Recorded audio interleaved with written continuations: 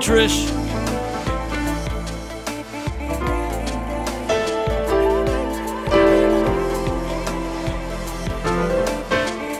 Yeah, the first day of November is here.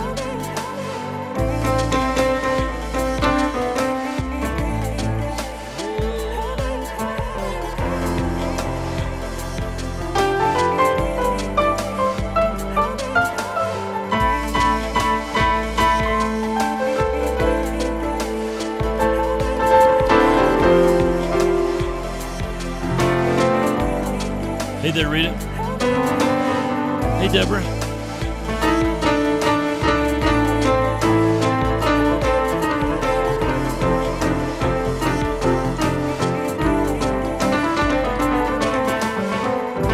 You guys about ready to get this show on the way? Get it rolling here today? I like this slow groove. I like those jazzies.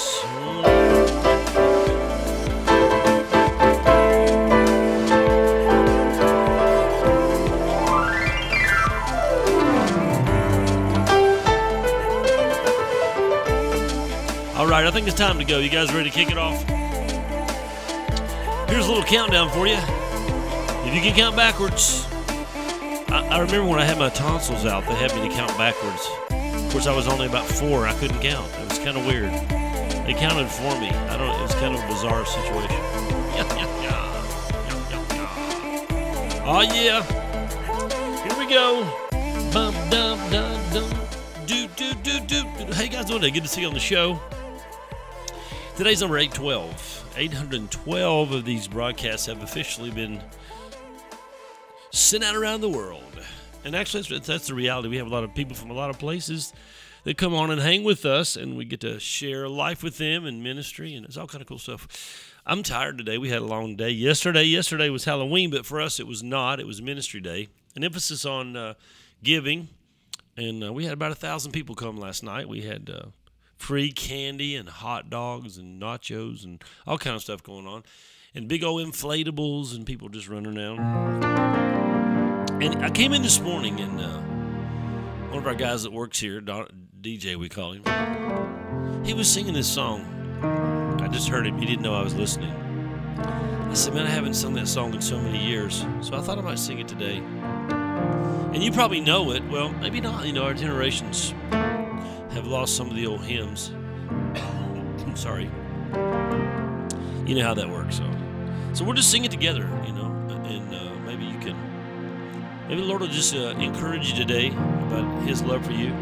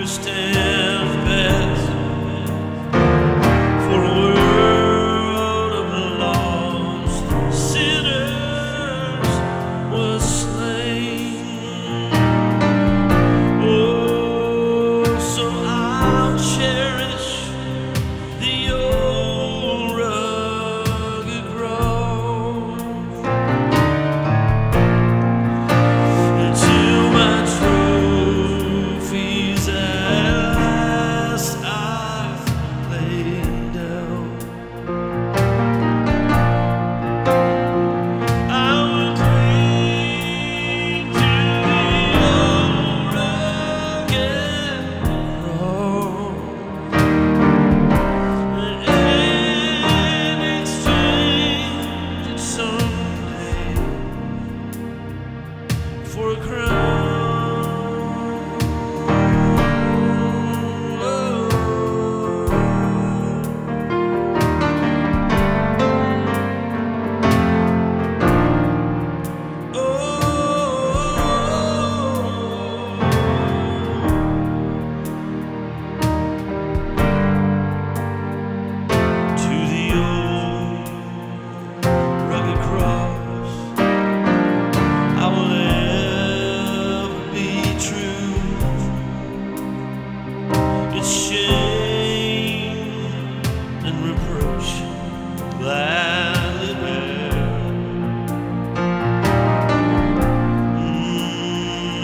till he calls me someday to my home far away, where his glory forever I'll share. Oh, so I'll cherish the old rugged cross till my trophies at last I'll lay down, and I will cling to the old rugged cross and exchange it someday for a crown.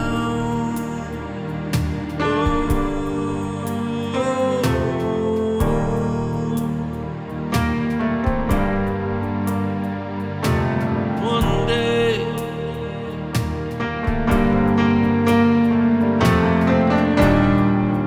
we'll join the angels.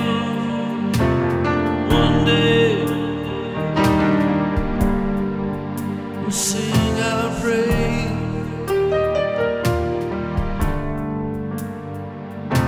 One day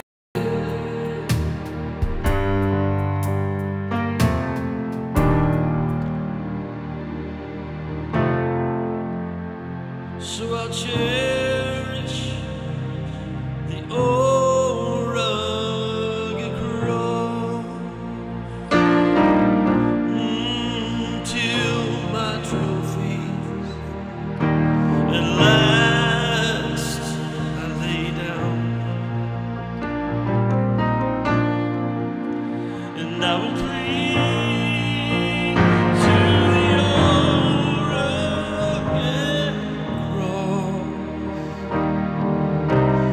and exchange it someday for a crown.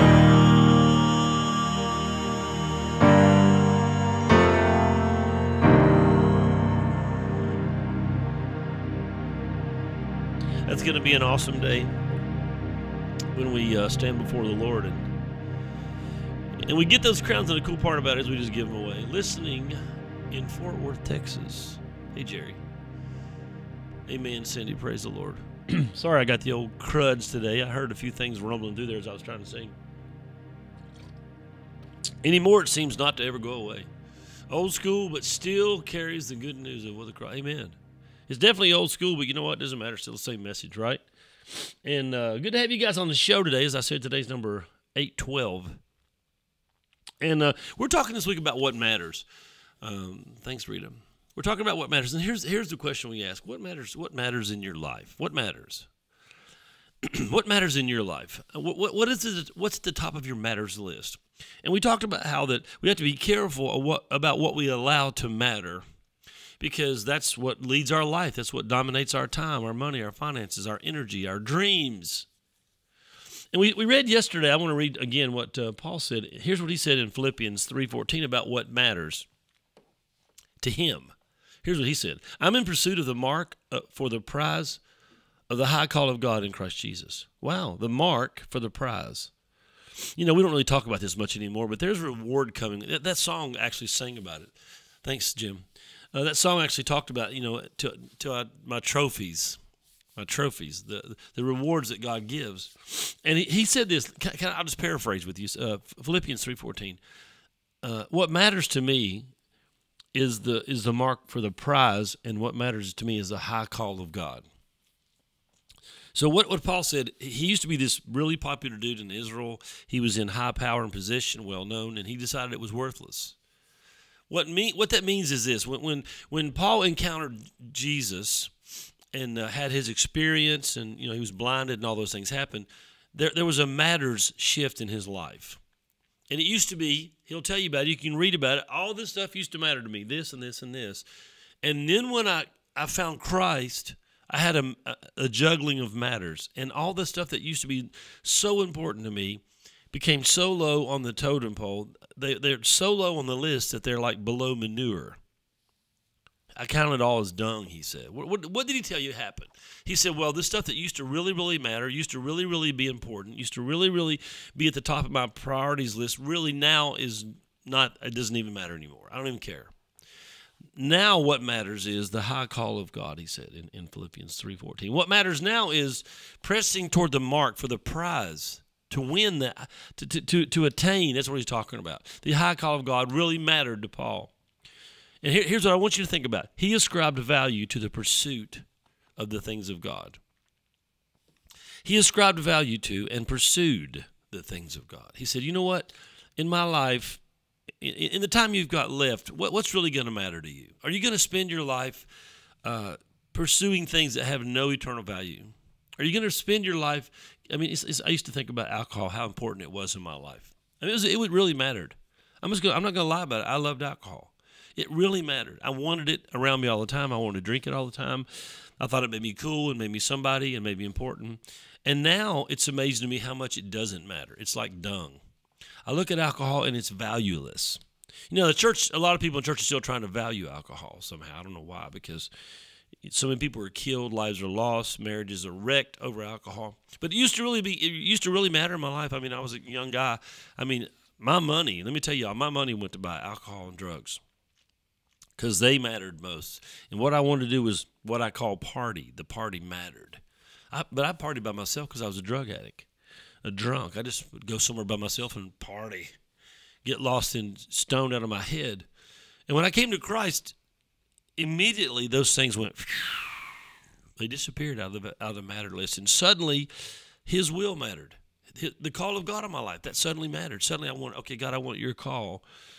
Look what it says in Proverbs 21:21. Whoever pursues righteousness and unfailing love will find life, righteousness, and honor. What does that mean? Well, that means what you pursue is what you find. So what matters in your life is what you end up getting. See, matters lead to matters. He says here, if you'll pursue love, if you'll pursue righteousness, guess what you get? If you pursue life, what do you find? You find life. But for me, if you pursue these terrible things like partying and all that, what do you find? Well, you find the trouble that comes along with that. So matters lead to matters. What matters in your life will lead to you discovering those matters. And what matters will ultimately determine what's important. Let me read this to you. It's kind of a play on words. What matters will ultimately determine the weighty matters in your life. What are the weighty matters? What do you put the weight on? Where, if you had to go through and weigh things according to importance, according to value in your life, where's the weight? I remember that little old lady used to go on the Wendy's commercial. Where's the beef? She wanted that. She wanted that nice big old hamburger patty. And so we look at our life and we go, where is the weight? Where's the importance? I want you to think about your life today. Does it matter to me about your life? It matters to me only in that I want you to have whatever God has for you and to walk in the fullness. I'm not here to poke into your life and tell you what to do. I have to look at my life and kind of go, okay, what matters? What matters? Because that's what's going to determine everything. See, what we seek, what we pursue, that's what we find. That's what I look at people who pursue wealth, and guess what they find? They find wealth. And you know what they find out when they find it? They find out it's worthless. Is it weird to say it, but I'll say it. Wealth is worthless. Wealth is worthless. I've traveled the world, and I've been blessed, and it's all been missions work. It's not been vacay. My wife and I did take a cruise on our 25th anniversary. It was lovely. I loved the ship. It was awesome. But I found something out, and I tell people this a lot. I've been in all over Eastern Europe, Western Europe, Africa, Latin America, United States. I've been in so many places, and I've been blessed. I'm not bragging. I've just been blessed to be able to go do those things. Here's what I found out. All those places are just dirt somewhere else. Cute buildings designed by people and nice, beautiful statues, but it's all just dirt somewhere else. It's just another place to be. Some people think, oh, if I travel the world, it's just going to be so incredible and everything. And it's just dirt somewhere else. And it will be exciting for a moment. There'll be I remember when we climbed the Himalayas. We went up to a big ski resort down in Kazakhstan, and there was not a ski resort, an ice skating ring, big, huge, massive outdoor ice skating ring. And then right beside it was a big, huge dam, and there was probably 200-300 steps. Yeah, exactly. Straight up. And I remember I climbed that last step. It took me forever to get up there. And I leaned and looked over, and I was standing on the Himalayas looking over into Mongolia. That was so breathtaking and beautiful, but it's just dirt somewhere else. It's just a pile of rocks. I'm not saying that the earth doesn't have value and I don't appreciate its beauty, but I did understand something in all these travels that eventually it's just other places. And if you make it important, you'll find it. And I'm afraid to tell you, when you find it, you're going to find out that it's not what you thought it was. That every place in the world can be dirty, have sewer, smells. It's just, and so I know it's kind of an odd point to make, but I want you to see that whatever you pursue, you will find. And I'm afraid sometimes when you find it, you're going to go, oh my goodness, this is not what I thought I would find when I got here. How many rich people commit suicide? I mean, I'm not against having money. Just be careful that you don't love money, but God, we have to. Everything we do has to have money. We had a Marshalls open up next door, and I found a couple of shirts. I had to have money to buy them, so I did. So what's the point? Here's the point of this whole message this week. Whatever matters in your life really, really matters. I think sometimes we want to say, well, it's not a big deal that I like this or I like that I spend all my money here, spend all my time here. You only get one ticket. You only get one round in this earth. And if you spend all your life seeking things that really don't matter, they really don't matter. If you spend your life seeking things that really don't matter, when you get to the end, I've always said this, my greatest fear, and I've lived it a lot. My greatest fear is regret. My greatest fear is regret. I've always been, and I've said this many times on this show, out of 812 shows, I've said it many times. I've always wondered about the tears in heaven. What's God wiping away tears for? Why would there be tears? You're in heaven, for goodness sake. It'd be like tears at Disney World. Whoa, look, what are you crying for? You're at Disney World. Why would you be crying in heaven? And I think some of it might be tears of regret. The realization that God gave you a wonderful life and you blew it. You threw it away. You placed no value on things that mattered, and you spent your whole life seeking things that really just did not matter. And so the real question is, what matters really matters. It really does. It really does matter. Whatever you decide to give your life to, that's really a big deal, because you're going to find it, and then you'll find what comes with it. You'll dig. I love to dig through it. There's a store here locally that gets all this return stuff from Costco. And I love to go dig through the boxes. And sometimes you find something really cool. You spend all that time digging, you pull it out, and you open it up, and it's not what you thought it was. It's broken, or just, you find out why somebody returned it. And here's the reality. A lot of people giving their life to things that don't matter, and you're gonna get to the end, and you're gonna look at those things, and you're gonna discover, whoa, this, oh my goodness, my whole life, 10 years, 15 years, 20 years. And so here's what I want to close with today, and then we'll get out here and leave you alone. If we haven't invited God into our matters might just be pushing him out. Is it possible, hearing him say, well done, amen, is it possible that the things that you've allowed to matter are actually pushing God out of your life?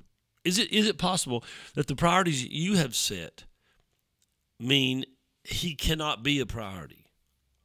Is it possible that the things that you have given all your time and passion and your heart and all the value to are dictating the reality that you can't give your time and heart and passion to the Lord and put him first in your life? I mean, I want you to think about that, because wouldn't it be a terrible tragedy if your matters pushed out him and his matters? I want to live a life, and I think that's a problem. A lot of people get saved. They come to the Lord and they say, well, now this is really cool, so now I got God blessing everything I do, and I can just go to him and just like cha-ching, pull the arm like on one of those little slot machines, say, give me more, God, give me more, and he's just there to do it. And that's not it. Well, he said he'd give me the desires of my heart. Maybe he's going to give you new desires. Maybe that's what that means. He's actually going to give you the desires itself, not what you thought you wanted. So I want you to think about today what matters in your life. Remember, what matters dictates. What matters dominates. What matters is what lives. What matters is what leads in your life. And if those things are not good things, where's your life going? Hey, Floyd, Nancy, where's your life going? Is it following things that do not matter? Is your life consumed with things that do not matter? things that are useless, things that are worthless. Okay, kids, that's the end of the show today. Hope you've had a great day so far. I'm taking the rest of the day off and go split wood for about 4 or 5 hours. And I got a wedding rehearsal tonight. We got a lot of stuff going on around here. Love you guys. Have a cool day. Number 812 has officially passed from life unto death. It's headed over into the books of history. Thanks for joining us. Thanks, Dodie. Thank you so much, man. Love you guys. Y'all have a great day. And I'm out of here. That's it for me. I think I might jam my way out. God bless everybody.